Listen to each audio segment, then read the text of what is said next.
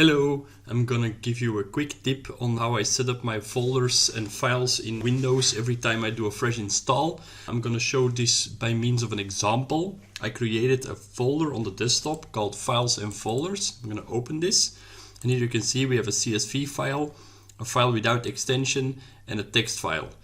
I don't think this is very handy because, for example, if I want to change a CSV file to a text file, I'm gonna enter the extension .txt, gonna enter, but you see it remains a Microsoft Excel separated values file.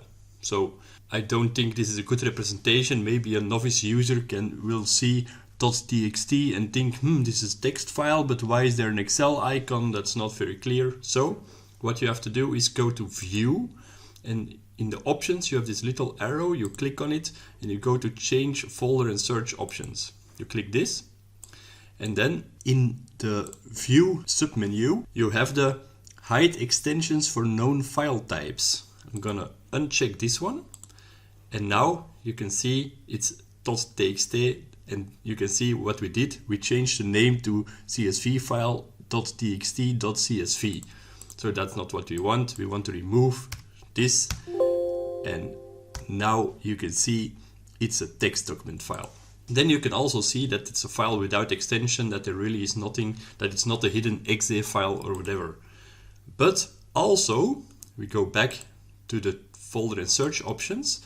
I always select Show Hidden Files, Folders and Drives, because there are 3 files in this folder. If I click OK, bam, there's a secret hidden file.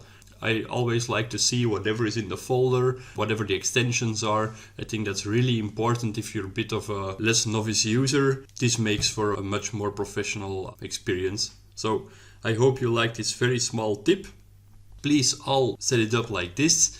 And if you like my tips, consider subscribing to the channel. We'll grow, we'll have more videos, we'll have more tips. So it will be useful for all users to get all the information.